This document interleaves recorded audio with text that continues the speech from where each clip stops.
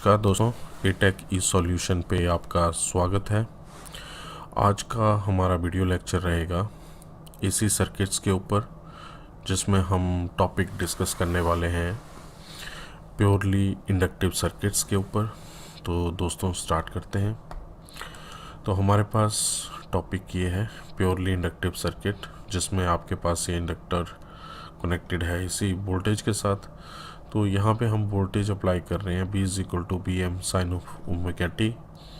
तो जब आप इसमें वोल्टेज अप्लाई करोगे B M sine of omega T, तो करंट आपका आई फ्लो करेगा इस कॉइल के अंदर। तो जैसे ही करंट आई फ्लो करेगा इस कॉइल के अंदर, तो ईएमएफ जनरेट होगा। तो ईएमएफ हम किस तरह से डिनोट कर सकते हैं? ईएमएफ हम डिनोट कर सकते हैं ई से। ई एल के क्रॉस ईएमएफ जनरेट हो रहा है हमारा। तो ये कैसे जनरेट होता है? Negative of L with respect to rate of change of current with respect to time, ये हमारा ईएमएफ जनरेट हो रहा है। तो हमारी जो वोल्टेज है, वोल्टेज हम कंसिडर करते हैं यहाँ पे नेगेटिव ऑफ ईएमएफ। तो नेगेटिव ऑफ ईएमएफ हम कंसिडर करेंगे जो वोल्टेज होगी हमारी अप्लाइड। तो हम ई एल की वैल्यू यहाँ पे पुट करेंगे। तो हमारे पास इक्वेशन क्या बन जाएगी? Is equal to minus of L D I by D T, और यहाँ बी की वैल्यू भी हम पुट कर लेंगे।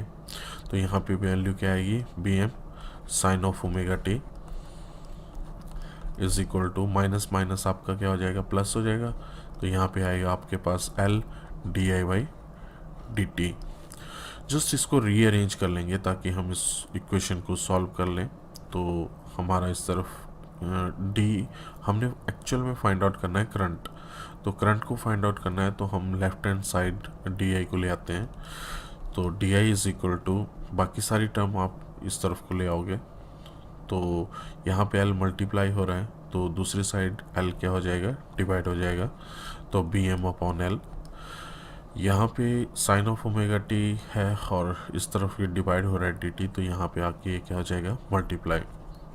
तो sine of omega T into D T. Next आपने यहाँ पे आई फाइंड आउट करना है। तो हमें क्या करना पड़ेगा? इस इक्वेशन को इंटीग्रेट करना पड़ेगा। तो जस्ट हम इंटीग्रेट कर देंगे यहाँ पे। तो इंटीग्रेट बोथ साइड। तो आपकी इंटीग्रेशन क्या हो जाएगी? Integration of D I is equal to B M upon L, ये कांस्टेंट है। Integration of sine of omega T into D T. Integration करेंगे हम इसकी, तो क्या आएगा? I is equal to B M by L. Integration of sine theta is equal to minus of cos theta divided by differentiation of omega T is equal to omega. So equation हमारे पास बन गई आई is equal to B M by L omega, और यहाँ पे minus of cos omega T है। हमें generally input apply करते हैं साइन वेव, तो हमें उसी फॉर्म में रखना है इस सिग्नल को। तो यहाँ पे हम कन्वर्जन करेंगे कॉस की साइन में। तो हम कॉस की साइन में जब कन्वर्जन करेंगे तो आपको क्वाड्रेंट यहाँ पे चेंज करना पड़ेगा। तो ये क्वाड्रेंट आपका रहेगा, थीटा वेरी करेगा इसमें 0 से 90 के बीच में, और यहाँ पे थीटा वेरी करेगा आपका 90 से लेके 180 डिग्री तक। ठीक है। तो यहाँ साइन और कॉस की कन्वर्जन होगी, यहाँ ऑल क्वाड्रेंट पॉजिटिव होंगे। तो हम किस तरह से ले सकते हैं इसको कि sine of omega T minus pi by 2, इस तरह से हम कंसिडर करेंगे। तो ये आपका क्या बन जाएगा? माइनस कॉस ओमेगा टी बन जाएगा। तो इसको हम लिख सकते हैं यहाँ पे sine of omega T minus pi by 2।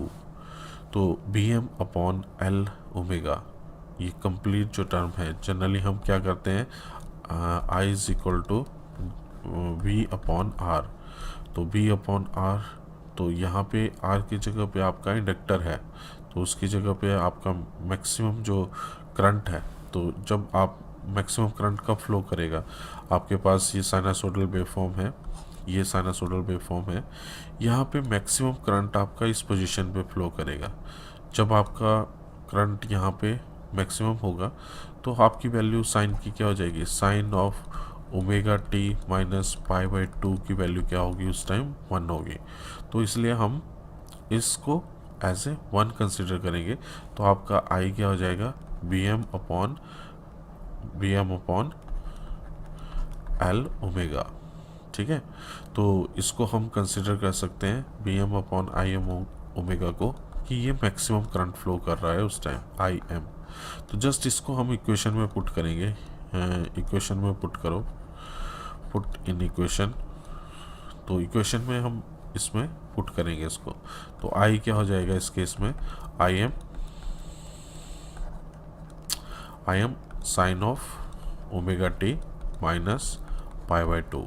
तो ये करंट की वैल्यू हमने फाइंड आउट कर ली।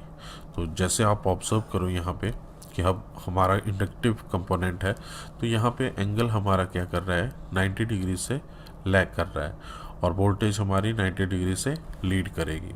ठीक है, तो नेक्स्ट हम इसमें फाइंड आउट करेंगे पावर। पावर कैसे कैलकुलेट करते हैं, P is equal to B into I. तो जस्ट वोल्टेज हमने क्या ली है यहाँ पे, B M sine of omega T, और करंट हमने अभी फाइंड आउट किया। तो करंट क्या है, I M sine of omega T minus pi by 2। तो इसको हम कन्वर्ट करके फिर से हम कॉस में कन्वर्ट कर देंगे। ठीक है, तो ये क्या बन जाएगा आपके पास, B M into I M sine omega T, और ये क्या बन जाएगा, कॉस ऑफ ओमेगा टी। ठीक है, तो यहाँ पे फॉर्मूला आपके पास बन गया, two sine theta cos theta is equal to क्या बन जाएगा यहाँ पे, sine 2 theta divided by 2 is equal to sine theta into cos theta. तो यहाँ पे आपको इसको बनाने के लिए यहाँ पे इसको आपको 2 से मल्टीप्लाई करना पड़ेगा और 2 से डिवाइड करना पड़ेगा। तो आपके पास ये क्या बन जाएगा, B M into I M divide by 2, ये आपका कंप्लीट बन गया sine of 2 omega T complete. तो साइन ऑफ 2 ओमेगा टी, तो आपके पास पावर क्या रहेगी, इसको आप कन्वर्ट कर सकते हो रीअरेंज करके। तो यहाँ पे B M upon under root 2 into I M upon under root 2 into sine of 2 omega T. तो ये बी आर एम एस हो गया या आर एम एस। अब एवरेज पावर जब आप कैलकुलेट करोगे, एवरेज पावर तो आपकी कंप्लीट साइकिल है। कंप्लीट साइकिल कैसे, जैसे ये आपका कंप्लीट साइकिल है, पॉजिटिव और नेगेटिव दोनों है। तो जब आप एवरेज कंसिडर करोगे इन पॉजिटिव और नेगेटिव लोब्स की, तो इसकी पावर क्या हो जाएगी, average power is equal to 0। तो जब आप एवरेज पावर कैलकुलेट करोगे तो ये क्या आ जाएगी, आपकी 0 आ जाएगी। तो नेक्स्ट है हम इसको अब प्लॉट करेंगे। तो हमने क्या क्या फाइंड आउट किया, यहाँ पे वोल्टेज आपने फाइंड आउट की, B is equal to B M sine of omega T, और करंट आपने फाइंड आउट किया I is equal to I M sine of omega T minus pi by 2। ये current आपने फाइंड आउट किया। Next power इस case में आपकी क्या आ रही है, पावर आपकी आ रही है 0। तो इस ग्राफ को आपने प्लॉट करना है। तो सबसे पहले आप क्या लोगे, ये एक्सिस है हमारी, तो इसको ये बाई एक्सिस है। तो यहाँ पे फेज़र डायग्राम हम बनाते हैं। फेज़र डायग्राम में जनरली इसको हम रिप्रेजेंट कर रहे हैं I, और इसको रिप्रेजेंट कर रहे हैं हम B। तो यहाँ पे देखो कि अगर आपका करंट क्या कर रहा है, लैग कर रहा है, तो वोल्टेज क्या करेगी, लीड करेगी। अपोजिट होता है। तो ये 90 डिग्री से आपके करंट को वोल्टेज क्या कर रही है, लीड कर रही है। नेक्स्ट हम वेवफॉर्म बना लेते हैं इसकी।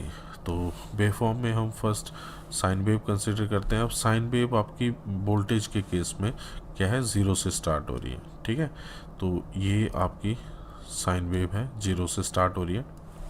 नेक्स्ट है आपकी करंट की वैल्यू। ठीक है, करंट की वैल्यू क्या है आपकी, I M sine of omega T minus pi by 2। Minus pi by 2 का मतलब क्या है कि आप लैग कर रहे हो। तो जब आप लैग कर रहे हो तो आपकी करंट की डायरेक्शन किस तरह से होगी, नेगेटिव पोजीशन से, यहाँ से। तो इस पोजीशन से जैसे ही आप क्या करोगे, ड्रॉ करोगे, तो आपकी वेवफॉर्म इस तरह से दिखेगी। ठीक है। और नेक्स्ट है इसमें पावर। तो पावर जब आप कैलकुलेट करोगे इसमें, तो पावर के लिए आपको